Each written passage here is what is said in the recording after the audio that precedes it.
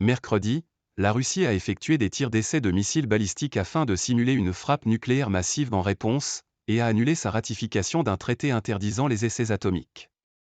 Des événements qui ne constituent pas une menace immédiate, mais confortent un peu plus le recul de la politique mondiale de contrôle des armes nucléaires, selon la chercheuse Héloïse Fayet. Entretien. Vladimir Poutine agite à nouveau la menace du bouton rouge. Le président russe a supervisé, mercredi 25 octobre, des tirs de missiles balistiques lors de manœuvres militaires visant à simuler une frappe nucléaire massive, en réponse à une frappe nucléaire ennemie, selon les mots du ministre de la Défense, Sergueï Shoïgu. Le même jour, la Chambre haute du Parlement russe a approuvé la révocation de la ratification d'un important traité interdisant les essais atomiques. Ce vote intervient dans un contexte de tensions grandissantes entre Moscou et Washington, engagés dans une course aux armements alors que perdure la guerre en Ukraine. En février 2023, la Russie avait déjà décidé de suspendre sa participation à l'accord New START, dernier traité bilatéral liant les deux pays sur le contrôle des armements nucléaires, qui prévoit le plafonnement des ogives et bombes stratégiques déployées à 1550. Le vice-ministre des Affaires étrangères, Sergueï Ryabkov, a indiqué que la reprise des discussions avec les Américains sur le renouvellement de ce traité, qui expire en 2026, était tout bonnement exclue, sans changement dans l'attitude profondément et fondamentalement hostile des États-Unis à l'égard de la Russie. Pour analyser les risques de ces blocages entre les deux puissances, qui détiennent à elles deux près de 90% de toutes les armes nucléaires existantes dans le monde, France 24 s'est entretenu avec Héloïse Fayet, chercheuse au Centre des études de sécurité de l'IFRI, Institut français des relations internationales, et coordinatrice du programme Dissuasion et Prolifération. France 24, ce n'est pas la première fois que Vladimir Poutine évoque le recours à l'arme nucléaire dans le cadre de la guerre en Ukraine. Cette menace doit-elle être prise au sérieux? Héloïse Fayet, pour la Russie, évoquer la menace nucléaire est une manière de rappeler les capacités de dissuasion dont elle bénéficie lorsqu'elle se retrouve en difficulté sur le terrain. Les manœuvres auxquelles ont procédé l'armée mercredi ne sont pas les premières de ce type. C'est un exercice annuel et Moscou a bien pris soin de préciser qu'il s'agit de simuler un tir de riposte en cas de frappe nucléaire ennemie.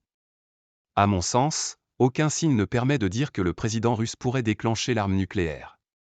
La Russie considère le conflit en Ukraine comme un conflit local, or la dissuasion nucléaire permet justement d'éviter l'élargissement de ce type de conflit. L'utiliser serait totalement contre-productif. Pouvez-vous nous expliquer les implications du traité d'interdiction des essais nucléaires et pourquoi la Russie en a révoqué sa ratification?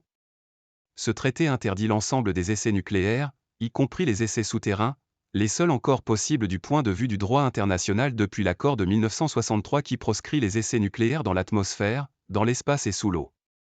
Néanmoins, il faut signaler que ce traité d'interdiction complète n'est pas encore entré en vigueur car il doit d'abord être ratifié par certains pays comme les États-Unis et la Chine. La Russie avait déjà menacé de se retirer pour se mettre à égalité avec la position américaine. C'est désormais chose faite, même si cette dératification est plutôt symbolique.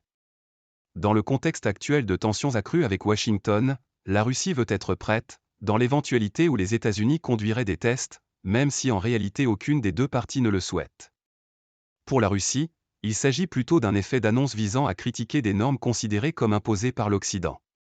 Car le tabou sur les essais nucléaires est toujours très important, personne ne veut y être associé, mis à part la Corée du Nord qui est le dernier pays à en avoir conduit.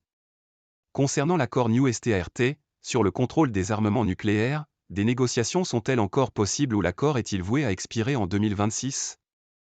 La Russie a déjà suspendu sa participation, on peut donc considérer que New START est enterré. Ce type de traité se négocie des années à l'avance et à l'heure actuelle il n'y a pas de discussion. La question de la maîtrise des armements est parasitée par les rivalités entre puissances, alors qu'elle devrait en être protégée.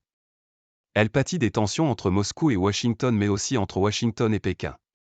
La Chine ne veut pas rentrer dans ce type d'accord avec les États-Unis au moment où elle accroît, de manière très rapide, son arsenal nucléaire.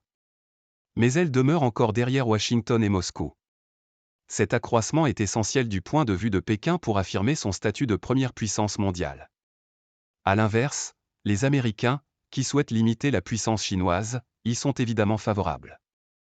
Pendant ce temps, les normes internationales de maîtrise des armements reculent. Toute l'architecture de désarmement, construite au cours de la guerre froide, est en train d'être détricotée.